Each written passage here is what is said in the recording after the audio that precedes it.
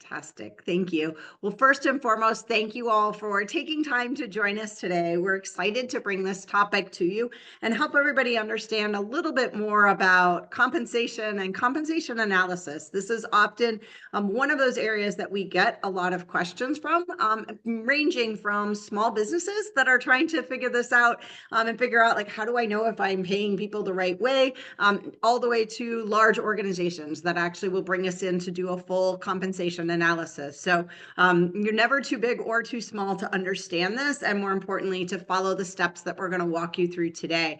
This really is a key part of thinking differently about how do you compensate people. So many organizations start with, well, we have a budget, so that's how much I can spend to pay people, which makes sense. Our budgets have to balance.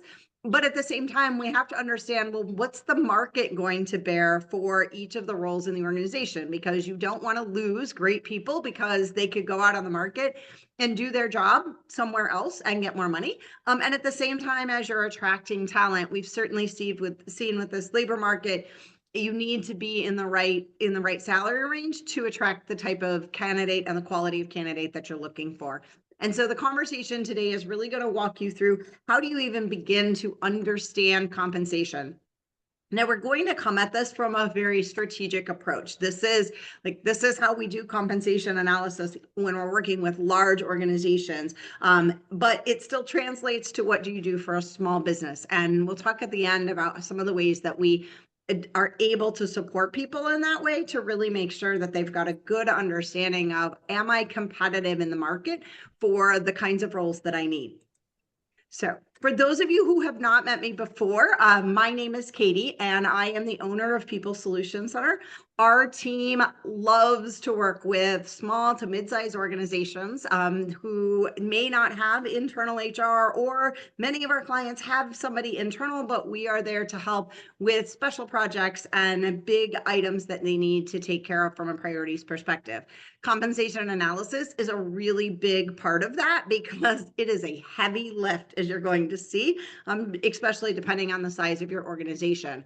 But compensation is just one space where we've been able to help support folks, both in terms of looking at comp for their current people, but also making sure that you've got the right benchmarks in place to understand, am I in the right ballpark when I'm trying to build a budget for the roles that I need for the future? So a couple of things that I want to talk about first around, like, why do you do a compensation analysis?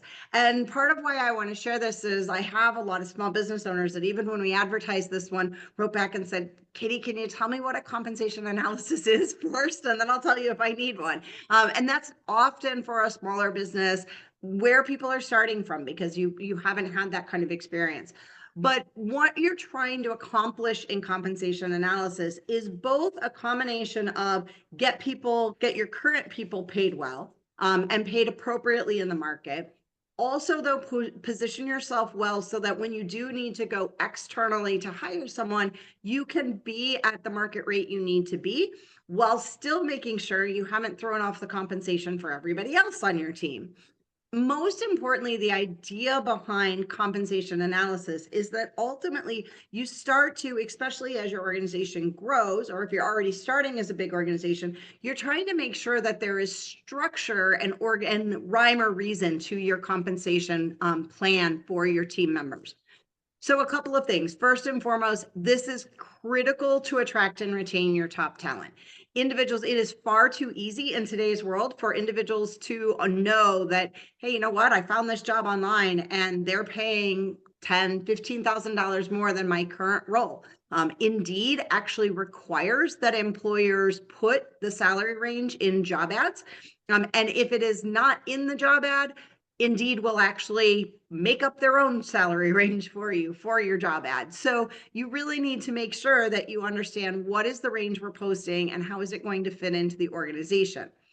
Keep in mind, as much as we would love to think our employees are never looking for roles, though, they're also out there looking for roles with other companies, but they also could see roles that you're posting. And so it's important to make sure that you've thought about not just what am I hiring externally, but where's my internal team at, and how do I make sure that they aren't surfing for other options simply based on compensation. So market equity is a really important piece of this. Internal equity, though, is also key, right? We start hiring in people who have come from other places. We need to pay more money to match their salaries. And suddenly some of your team members that have been there for a really long time aren't making the same amount, but might be even more valuable to you. And so a compensation analysis looks at where are we at with all of our team members, both as an aggregate to the external market, but also individually, internally, to make sure that we have equity. In addition to equity, because it's just you don't want to lose somebody because they're upset that they're getting paid less, the other piece of internal equity is making sure that you're not paying certain people more money than others based on key demographics. And so there's a lot of compliance related to this in terms of pay equity. Ultimately, what we're trying to do with this is create levels and roles within an organization that makes sense, so that you don't have somebody on this team who's called a manager, but somebody on this team that's called a director, and their compensation is just based on whoever makes the hire.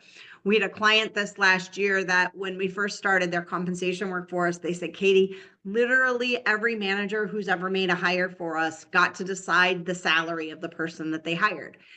They're about a 6,000 employee company. That's a lot of individual decisions being made on compensation. And it really was up to each individual manager to say, I think you're a director and I think you're a manager. But it's actually really important, even if you're a small business, it's important that you have your job titling and your salary ranges right, because who it will attract for your job ads makes a huge difference. And if you're calling somebody a general manager, but you're only paying a compensation of a division manager, you're going to end up missing out on the people that you really want and spend a lot of time interviewing people that are going to want more money. The other piece is the FLSA compliance. So this is the Fair Labor Standards Act. And in this case, Fair Labor Standards Act has to do with, one, the obvious of making sure you're paying minimum wage. Most of our clients are already sort of past that hurdle based on the talent that they need to be able to bring in, but also making sure that you have classifications of exempt and non-exempt correct. Now, many of you have probably heard over this year that the Department of Labor was put together a proposal to change some of the rules around what qualified people to be exempt, meaning they didn't have to get overtime.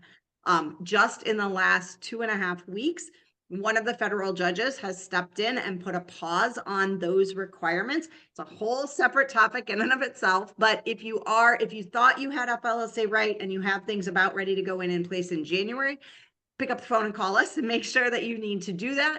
But what we found when we did FLSA compliance for most of our clients, we found that, yes, the rule made a difference, but just as importantly, they had some misclassified roles anyway. And so there was a need to do this compliance check anyway. Ultimately, in the perfect world, what we come up with when we do a compensation analysis is a structure that says, here are the different types of roles that we hire for. Here are the salary ranges that we want to keep those salaries in, and here's how those stack up against one another, so that you start to have what many will call career ladders, development plans, and more importantly, you can communicate to your employees, here's why your compensation is what it is. This is our philosophy around compensation. And if somebody comes in and says, I want a $10,000 raise, you have something to base that on versus just, what do I do now? Or I'm upset that they've asked in the first place. So a great compensation analysis will help you with all of these pieces. Now, it takes a bit of work. So making sure that you're ready for the compensation analysis is important. Compensation analysis is something that clients can do internally, so you don't have to go external. I'm going to share with you as we go through today, some of the resources that you need access to or ways that you can do it. Depending on the size of your organization, I'm so sorry.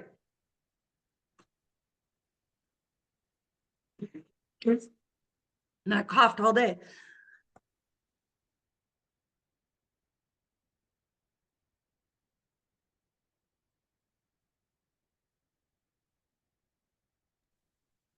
Sorry about that. Depending on the size of your organization, whether or not you have the time and the resources to do this internally is a lot of what makes the difference. But let's start with, how do you do it? First thing you have to do is actually get ready for the analysis side of things. This starts with what for some companies is really easy. Some companies a lot more challenging, and that is an employee list. So you need a list of the information so that when you do the analysis, you can do it very objectively.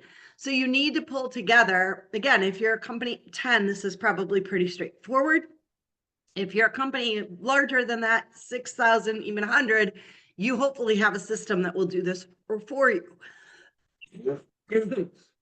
But what you're ultimately looking for is the names, the job titles, how long each person has been there, any key demographic areas that you might have. So these are things like gender, race, if somebody is over 40 or under 40, because that's where the age discrimination laws come into play. So age can make a difference. These are some key demographics you're going to need in order to make sure that not only your external market is accurate, but that you've got internal equity that won't cause you any compliance issues. You also want to put together, how many direct reports does somebody have? Especially if you have multiple levels of leadership levels, this becomes an important piece on understanding that role alignment and making sure that you have jobs titled correctly. I have another client that we're working on a compensation analysis for right now. They're at about 300 employees, but they have some people who have a director title, and some people have a manager title, and some people have a VP title. Like, they've just kind of made up titles as they went along. And what we're trying to do is put clarity to, in order to be a manager title, you must have, 2 or more departments reporting into you and X number of direct reports, so that you have a good understanding of the span of control. The other reason this number of direct reports matters is we're going to talk about, where do you find the information to actually do this analysis? And one of the pieces that you'll need in order to understand, am I comparing apples to apples, is this information around how many reports does somebody have? What's their span of control? And then obviously we can't do an analysis without understanding sort of where we are to start. So you'll want to pull together all of the current salaries. Not a bad idea if you have easy access to it to look at past salaries as well. So go back maybe 2 salary increases in addition to where they are currently to understand what that looks like. But ultimately, once you get this information pulled together, for some organizations, this is the hardest piece to get, right? If you don't have a good HRIS system, then this can be really a really critical part of that. I apologize for the cough, y'all. I don't even have a cold. I have no idea what I have choked on, so my apologies. We will clearly re-record this, but I'm sorry that you're having to deal with that. The second piece, once you have your data pulled together, then you have to figure out, where is our analysis coming from? What are we comparing this to? So there's a couple of different ways to do this. The easiest way to do this is to get access to external data. There are salary survey reports out there that allow you to dial down to the zip code level by industry and understand and by role. When you can get access to that,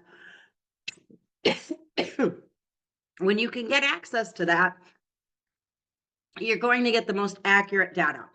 When you do paid salary surveys, which is what this data is, one of the benefits of it is the paid salary surveys are the employers providing the information as to what people are making. The unpaid surveys, like if you go out on Indeed.com or Salary.com has a free version, their data is based on what candidates are putting in as their salaries. The paid salary survey data, companies actually go through and answer the salary survey, and then organizations will pull that together. Many of you here are from the landscape industry. One, we do have, through some of our other systems and our reporting, we are able to get to comparable information in your industries, in your market, in order to help make this happen. In addition to that, though, it has been several years since the NALP has done a full compensation survey. They have not updated theirs in a while. And so we are actually looking at, particularly working through Jeffrey Scott's peer groups, at launching in January, an opportunity for you all to participate in the salary survey. And then as an organization, we will do the full analysis on that data that we get back. And any company who participates will have free access to that data as well. So keep an eye out for, in January, a compensation survey to come out to you. If you participate as one of the companies, then when we find that data, at least at a national level, you'll have a good understanding of how you're comparing to other markets out there. What we use today is a paid salary survey that does get to the industry in general, but not as specific as we would like to see. We also have access to data that pulls and mines information from the job ads on Indeed that gives us some good, accurate information. And we pay for those data sets on behalf of our clients because they're expensive. Most paid salary surveys can run $7,000 to $10,000 a year. So we pay for it and then help use it to support all of our clients from that end. Typically, a good paid salary survey is updated at minimum quarterly.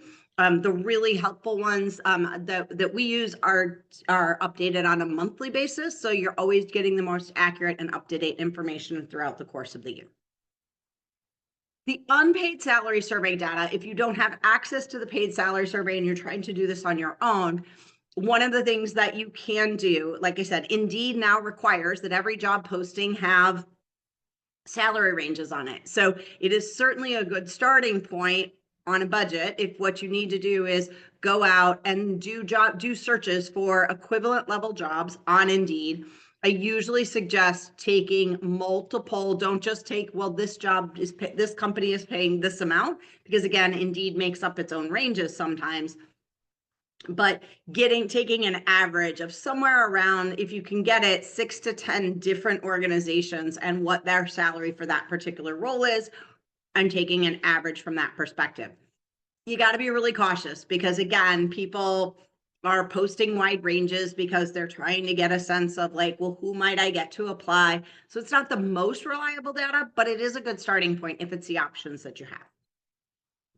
Once you've figured out what you're going to do for the source of the data, then you need to make sure you have really clear job descriptions. And this is something that we often run into. Somebody's like, I want to do a comp survey. And they're like, great, but nobody has a job description. And you really need the job descriptions in order to get this right. And the reason what you need in your job description, first of all, once you're done with the comp analysis, job description is going to have all sorts of great benefits for you anyway. But the reason you need it, in particular, as it relates to your compensation analysis, is because you need clarity around these job duties pieces and the required qualifications. And that's because, particularly in paid salary survey world, it gives maybe 4 or 5 different levels of the same job. And when we're doing the comp analysis, we're doing a comparison to say, well, is this a level 1 job or is it a level 2 job? And which of the salary survey data should we use? And so it becomes really critical that we're comparing apples to apples. And the only really good way to do that is by having a good job description. Now, many people think of a job description as the list of just, here's 100 things that this role is responsible for. That's not actually the kind of job description we recommend, particularly for almost any reason, but particularly in compensation analysis. The reason that what you really want in your job description, instead of that long list of 100 things you're going to do, is actually to think about the role in terms of what are the top 3 to 5 priorities for this particular position. And what percentage of time will somebody spend doing that type of work? And the reason that this is so important is, for example, if the chart on the screen here the chart that I'm sharing with you is showing, right? If this is a team lead position, but 60% of this person's work is on client relations and only 20% of this person's work is actually on leading the team, Well, the qualifications you need for that person are very different than if 60% of the time was actually leading the team and 20% is client relations. And so again, when we do this comp data analysis, we need to make sure that we are comparing like positions. And so we're literally reading the salary survey data and saying, okay, which of these definitions is the best match? And then we use the information, the data from that line.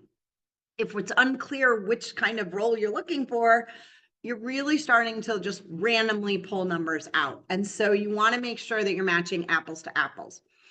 In an industry like a lot of folks here are on in the landscape industry, this becomes even more important because we often think that a job title in landscaping is the same for everybody, and it is absolutely not. We get clients all the time that call and say, Katie, I'm hiring a salesperson. Great. Tell me, like, what percentage of their time will they spend doing lead generation? What percentage of their time will they be doing design work or not?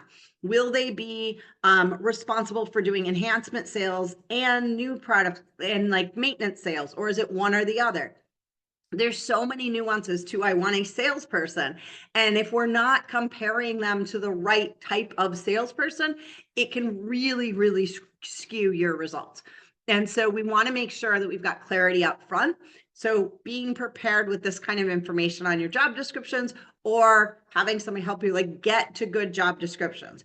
Now, the great news is once you have them, they help you down the road for career development, career ladders, but they're just the starting point, but you have to get them right and have them well done to begin with.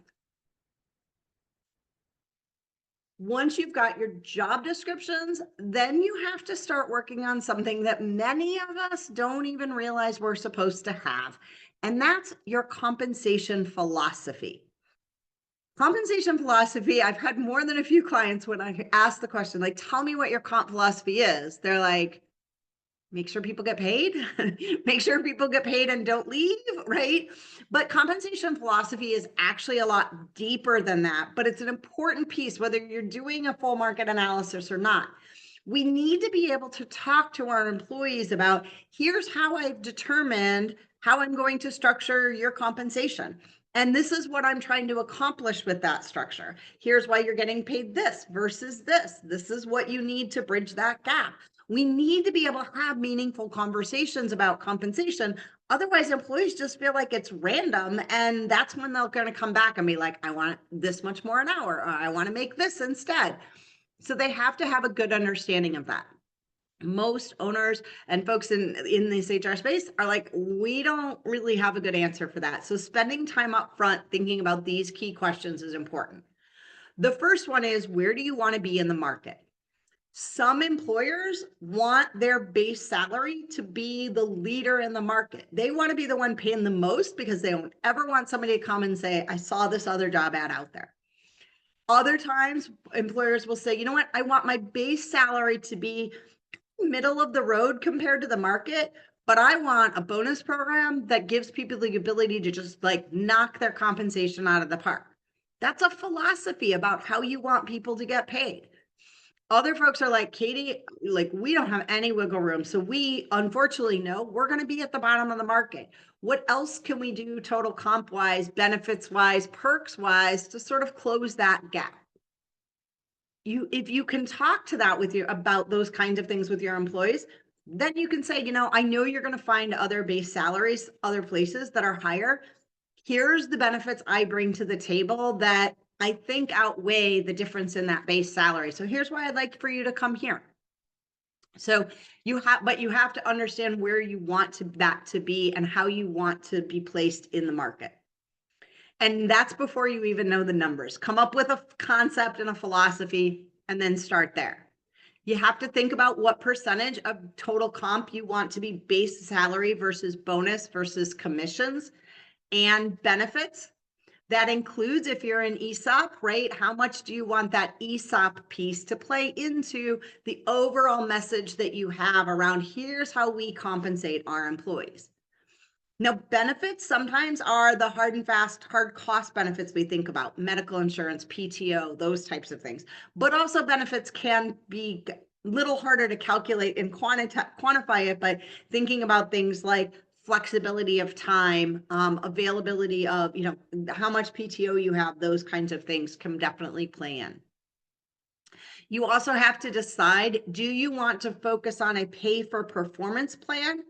Or do you want to build in here's our salary range and we will do a cost of living adjustment every 2 to 3 years, but we're not going to do merit-based increases. There's some industries that's actually the right move. If you're in a nonprofit organization, there's a lot of reasons to look at that particular option and then find other incentives to help people really feel rewarded for their day-to-day performance. And then the last piece of this that is really key to think about is, are you going to measure where you're at in the market based on the cost of living versus the cost of labor? And those are not the same numbers in some markets. Many markets, it is 100% the same, right? Like labor's expensive, it's expensive to live there, it's all good. The interesting, like an anomaly, Milwaukee, Wisconsin, for many, many years, the cost of living was actually very reasonable, but their cost of labor was extremely high. So when you did a compensation analysis in Milwaukee, you would look and you're like, oh, based on cost of living, these employees are paid really well. Like you could live on that wage. The problem is when you try to recruit and retain people on that level of salary, they were getting stolen by other companies because they were paying more. The market was paying more than actually cost of living adjustments were allowing for. And so we have to know that. There's a lot of, on the flip side, there's a lot of places in this country where cost of labor is less than the cost of living. So you have employees coming to you going, hey, I can't even afford to rent an apartment, but so I need a raise, but the reality is you could find that same labor at a much lower cost. This happens in sort of more remote areas, high-end residential areas that are more remote, where there's not a lot of it's everybody who lives there and lives in really expensive houses. So cost of living is really high, but you can find the labor at a lower rate. Those markets have to be really strategic about how you place your compensation and what that looks like. So these are some of the things to be thinking about as you think about your compensation philosophy. Again, it doesn't have to be super fancy. It doesn't have to be all corporate speak, but you need to be able to articulate it. And more importantly, you need to be able to teach your other leadership team members to also be able to talk about it. So that when they are telling somebody that, hey, Susie, congratulations, you've got a raise and here's what it is. And you say, congratulations, you got a 3% raise and you're excited. And Susie comes back and says, well, I was hoping for 10%.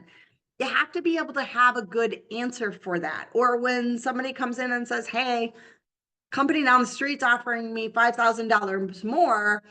How do you respond in a way that says, you know what, I didn't just pick a number out of the air? So building that and building the words around it so that you can talk and comfortably about it is key. Once you have those pieces, you've got your initial list, you've got your salary survey information, you've figured out what your comp philosophy is. Now it's time to actually start finding your market comparisons. This is where the nitty-gritty of the work gets in. Again, if you're talking 8 to 10 positions and they're fairly standard in your industry, it's not overly complicated. If you're talking larger than that, or you're trying to figure out, well, is my role really a division manager, or do I call them a division manager and they're really just a department manager? It starts to get a little bit more complicated. So the first thing that you need to do is figure out which roles in the external market are you going to compare these with. We look first at job titles, but we don't get fooled by job titles. We use our job descriptions. The market survey, the salary survey data gets really in-depth on their definitions. It will typically say, for example, a division manager role has span of control of revenue based from, 2 to 300 employees and a revenue base of, $10+ million versus a department level manager role has this kind of span of control. And the role of the market analysis is to figure out what are those spans of control in your company, where do they benchmark externally, and how does that work? Couple of things, other things to look at, like I said, the span of control of number of direct reports and number of indirect reports makes a big difference. And then also, what education and experience requirements do you have? Roles that require more education, like a master's degree, right? It might be same job within two companies, but if somebody has certain certifications, then those salary ranges are going to go up. So even in industries where it doesn't require a college degree, but if somebody has 3 certifications in that particular area, it's going to have an impact on which of the roles that you start to pick and select. So you read through these definitions and figure out which of these best align with the role that I'm hiring within my company. And then the salary survey data will give you, here's the 25th percentile, here's the 50th percentile. And I'm going to show you an example of what that looks like here in just a moment. But that's how you use this data. It's why the market analysis data is so important, because if you're using something like the unpaid salary survey, again, you can get there. You're not going to have it down to kind of the level and of detail that you need. On the internal, so that's going to give you all of your comparisons on the external side. On the internal side, you need to also understand, are there different job families that you want to look at, right? Do you have your accounting team and your crew team and your sales team? Those are each different job families. You'll want to look within those job families for, are we paying people equity? But you also want to look across them, because sometimes in organizations that have been around for a long time, you have a group of team members that have all been there a long time, and they've been getting these little 4% increases year after year. But maybe you've got another department where it's a new department. So everybody came in externally and you had to pay the external market rate. You may find both of those roles are equally important to the company, but they're out of alignment with the compensation that you need to be paying. So you want to think about your roles in terms of what job families do I need to be thinking about, and do a comparison across. If you have multiple geographies, you need to think about that and look at comparisons. So if you have 2 or more locations, those markets can be very different. Or they could be just run by 2 different managers. Your market rates might be the same, but maybe one manager is a little bit more forgiving and like gives away a lot more money in the salary increases than someone else. This becomes particularly important if you're talking about a merger and acquisition, where maybe you've already merged companies and now you're going through your first round of salary increases. You need to understand old company versus existing, like new company versus existing company, and how do these come together. You'll also want to, again, make sure your leadership levels are defined appropriately. This is where, particularly for those of you in landscaping, we see a lot of misalignment of what you're calling people at different levels. I just had a client last week that I asked, they were talking about a foreman level role. And I said, okay, here's what that looks like. And they're like, that's not a foreman. That's not how people use that job title. And I was like, well, it's how they actually are using it more often than not. And so really making sure you're understanding what that looks like. And then you also want to do for pay equity requirements, for our legal requirements for discrimination, for gender, race, age. These are all the areas that you'll want to make sure that internally you're comparing, so that you know that you are paying people fairly, and somebody couldn't come back and say, hey, you know what? They're paying everybody who's in their 20s twice as much, or even half as much as they're paying everybody who's over 40. So you always want to make sure you're checking your demographics from that perspective.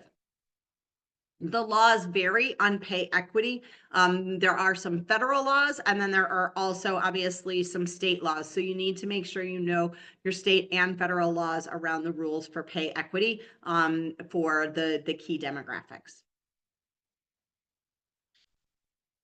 Feel free along the way. If you have questions, feel free to drop those in the chat as well. Happy to take those as we go along. But I want to dive into sort of, what does it look like now that you have all of this information? What do you actually do with it? And this is really the completing of the analysis. So when we do salary survey data, we compile all of this information, we put it into a spreadsheet, And then we start to look at, okay, now that we've decided which roles we're going to use from the external data, we put that in, and then we compare people in your internal roles to that and say, here's how this is shaping up. This is where you're in alignment. This is where you are either overpaying or underpaying. And we really start to put some analysis to all of this. I'm going to share with you an example of what one of these salary surveys, one of these spreadsheets might look like, so that you've got a really good understanding of like how this even goes.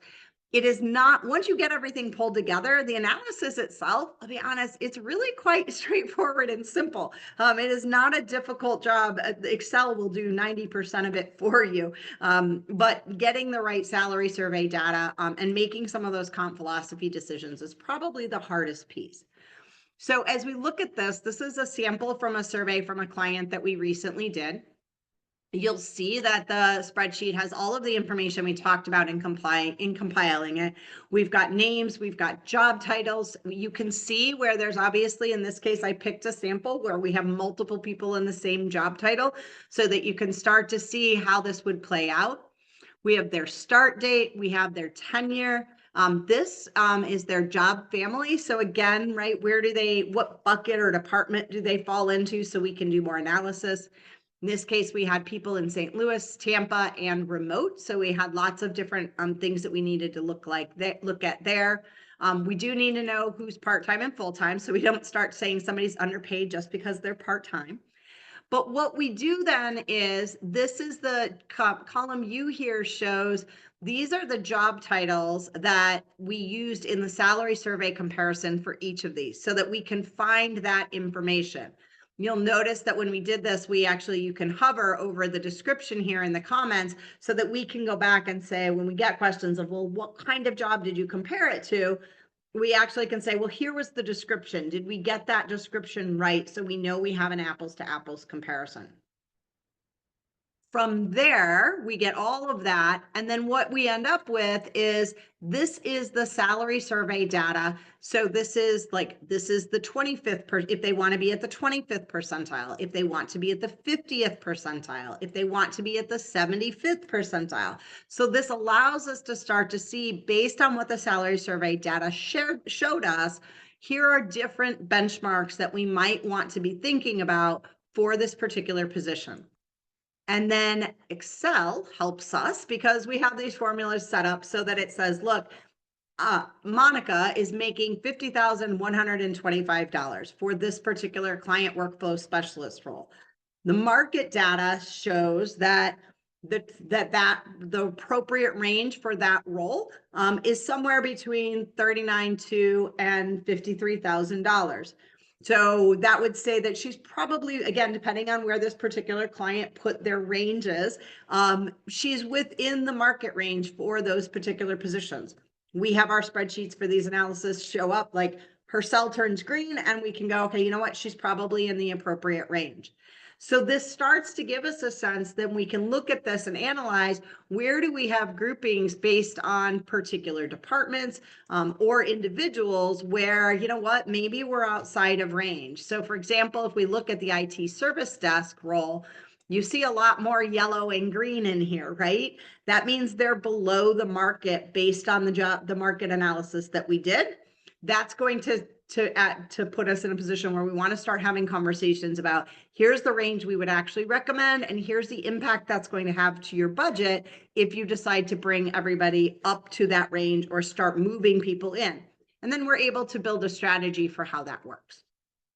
So that gives you like a good understanding of, at the end of the day, what's the output of all of this analysis? Again, the smaller the organization, the easier it is to complete all of that. If you've got 5 or 6 people, the hardest part is finding your market data and making sure that you're looking at it correctly. You start getting into, 30, 40, 50 people with a lot of people in similar roles. You do need to make sure that there's kind of an outside lens on not only setting your ranges, but more importantly, or just as importantly, making sure that you've got internal equity along the way. going to go back to my other slide for a moment. Again, if anybody has questions on that sample that I put up, I'd love to feel free to drop that in the chat. We will have a few minutes here at the end to open it up for questions as well, and we can take it off of record for that, so that if you have a question that you don't want recorded, not that, given my coughing spell earlier, I'm sure we will be re-recording this one as well. But if you're uncomfortable with that, that's okay. Once you've done the market analysis by job title, then we actually start, this is where we start to create actual salary ranges, particularly if you are a growing organization where or you, even if you're not, you don't have a lot, you have some job titles where you only have one incumbent, but eventually you're going to hire for two. Better to have an idea of what that's going to look like up front. If you're in a position where you have maybe even just one team that has multiple people in it, having these salary ranges, again, helps give you the words to talk to people about what they can expect compensation wise. Once we've, obviously we have to figure out then, based on what you learned, what adjustments actually need to be made to the compensation of the current staff members. And then we have to figure out the budget impact. Sometimes the budget impact is fairly minimal, and we're able to report back to team members, hey, we did a recent compensation analysis and it looks like we are comparable in the market. We're not making any adjustments at this point. That's actually a really great message to people, that you have some structure and formality to how you get to your compensation information. And so that in and of itself can be particularly helpful. Once we've done the external market comparison, this is where you want to do the equity analysis. And the equity analysis is about looking internally at two different, individuals within a particular job family. So for example, if I have 5 account managers, I need to look internally to say, am I paying them all where not just where I should be to the market, but are there weird anomalies in maybe, right? Your internals often lag behind in their compensation structure. That can get out of whack. Maybe somebody was part-time and went full-time. That can throw their compensation out of whack with other people. And so the way you look at equity internally is typically what we'll do is, once we've set the salary range for a particular role, we'll go in and actually look at the comp ratio for that particular role and look to see what is the midpoint of the range and where does that employee's compensation compare with that midpoint. Some people might be above the midpoint, others would be way below, but that midpoint number gives you a way to say, okay, based on how long people have been in the role and the experience they have, are they falling within the right part of the range? And so then you go through, and we typically compare comp ratios by gender, by age, and in age case, because this is about pay equity and the legal requirements for pay differences, we look at above 40 and below 40, because under the Age Discrimination Act, 40 is the number at which the federal government says you cannot discriminate against individuals that are older than 40. And so that's that's the age that you care about. You also have to look by race to make sure that you aren't that you don't have disparity. Even if your disparity is one of the places that we often find we need to be careful of is sometimes the disparity is unintentional, but it's very important, right? So if, for example, your comp ratios for all of you, if you're in the landscape space and you have crew level roles and they're more entry level roles, and those roles are all at an 85% comp ratio, and the whole rest of your company is maybe at 102% comp ratios, right? In general, for all of the other roles. Well, if every single one of the people in your crew roles are individuals that are of a Hispanic background, it could look as though you could end up with an adverse impact case of, hey, they're intentionally paying individuals of this race at a lower rate. And so we need to make sure that that doesn't happen and you don't end up in discrimination cases. So that's the internal equity side of the program and how you take a look at all of that. Here's a perfect example as we wrap up today. My example is, so Susie and Joe started with the company 5 years ago. They're in the same job title, but report to 2 different managers. When we do the compensation analysis, Susie's comp ratio is at 92% of the range, Joe's at 105. These are the kinds of things that create a lot of anomalies. And if you want to think about like, why does this matter? It matters for a couple of reasons. First of all, employee retention, right? You are not under the National Labor Relations Act. You are not allowed to tell people they cannot discuss compensation. So inevitably, you have to know it's likely to happen, right? And if it does, Susie's going to be like, well, if I'm as good as Joe, why is Joe making that much more money than I am? But that's just the internal retention. The other reason is the compliance factor, right? You have a gender discrimination and pay equity law at the federal level that says you have to pay similarly situated people the same, like equitable amounts for the same job. And so if these two folks are both performing at the same level, have both been there the same amount of time, it would easily get asked, is Susie making less because Susie's a female versus Joe, who's a male? And at 92% versus 105%, it would not probably pass that pay equity analysis, and could be a cause for a discrimination claim. And so you want to make sure you've got a good understanding of where are your risks. I'll give a perfect example from my time at Progressive. And again, these are the kinds of things that happen that you think you're doing all the right things, and then all of a sudden you're like, oh, wow, this person is way out of whack. So we had an employee on our team. She was phenomenal. She started as a recruiting coordinator. She came onto the team she had almost no experience when she started. So she started at the low end of the recruiting coordinator range. She was phenomenal, and she got promoted very quickly year after year to the next level of role. So she went from recruiting coordinator to recruiter 1 in about a year. She got the standard 5% increase for a promotion that Progressive gave, but it came within the first year. So it was 5% based on her very entry level salary. She was a recruiter 1 for about 2 years. She got a little bit of, she got a good salary increase each year. But at the end of year 2, she was actually ready to be promoted to recruiter 2. She got bumped up to recruiter 2, but her salary was actually below the minimum for that range. So they bumped her up to the minimum of the level 2 range. So she started out way at the bottom of this range. Same thing happened a couple of years later for the recruiter 3 level. She'd been there now quite a bit of time. And now she is, the last year that I was there, she had been in her recruiter 3 level role for at least 5 years. She was considered one of our top performers in that role. So first of all, she's somebody we never wanted to lose.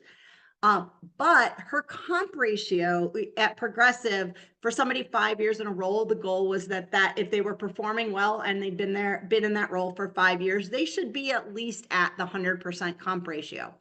But because she had been promoted internally so quickly and always just to the minimum of whatever that next range was, because that was how their program worked, she was at an 89% comp ratio.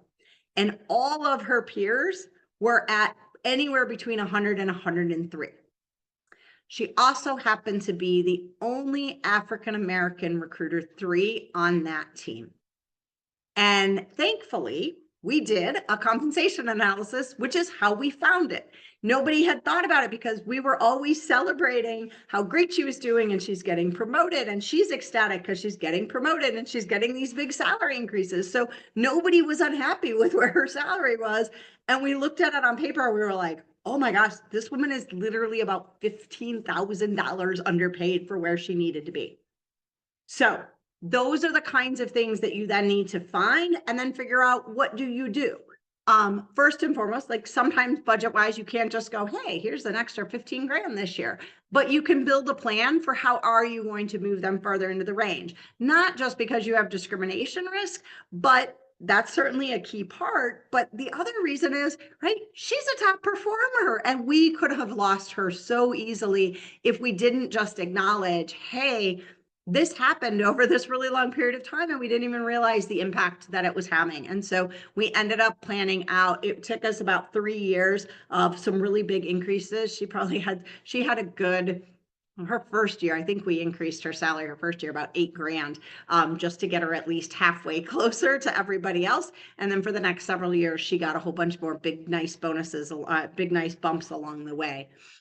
Again, it protects you from a legal risk, but more importantly, it protects you so that that person who's been this rising star you've been developing doesn't end up going, hey, now that I'm here, I could go somewhere else and make more money.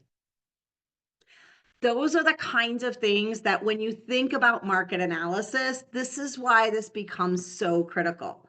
You have to make sure that because talent is so hard to come by and you want to groom people and develop them and you want career ladders, well, you can't have a career ladder without first understanding what's your comp philosophy, what's the market saying you should do, and then constantly looking at, in a professional and appropriate strategic way, how am I compensating my team for the work that they do? And how do I talk to them about it? So hopefully all of this information today gives you a really good understanding of how to, first of all, why to do a compensation analysis, and second of all, and most importantly, how to do it. Again, this is something you can do internally. It absolutely, like I've seen it done. It takes a little bit more legwork, and the lack of the salary survey data is probably your biggest obstacle. So think about where do you go to get that information? Smaller teams, a lot easier. Bigger teams, starts to get a little bit more complicated. And if you've had one of these, like my other client who just everybody got to pick their own salary, that takes a lot more strategy to figure out, like, how do you pull that cobweb apart and really make sure that it makes sense without negatively impacting the people on your team or costing a lot more money than your budget can handle. I am going to stop there and allow, first of all, thank you all for coming. And I'm going to in a moment, I'm going to have Nicole stop the recording in case people have questions. Before we do, I do want to make sure you know, we always offer to individuals that have attended one of our webinars an opportunity for a free HR strategy session. That is time one-on-one with me to dive into, if it's just overall, you're trying to figure out, like, what is this whole HR thing and what should I do with it? We can help go through that with you, and more importantly, like, ask you a bunch of questions and then put together for you, what should your 1 to 3 year HR strategy look like? What things and priorities need to be on it, and what order should you do those in? And that will help give you guidance for where you need to go down the road. If you're more in a more specific place where you heard this information today, compensation wise, and you're like, I'm a little stuck, we can absolutely use that strategy session, even just to help give you some basic ideas and recommendations for, based on where your company is, what should you do next from a compensation perspective, even if you aren't ready quite to take on an entire market analysis, but we'll sit down and help you with some of those challenges during this call. All you have to do is email us at HR@People Solutions Center, put the subject title in there of special offer. Nicole will get in touch with you and get you on our schedule, but we'd love to talk to you all one-to-one and have those conversations. Nicole, if you want to go ahead and stop the recording.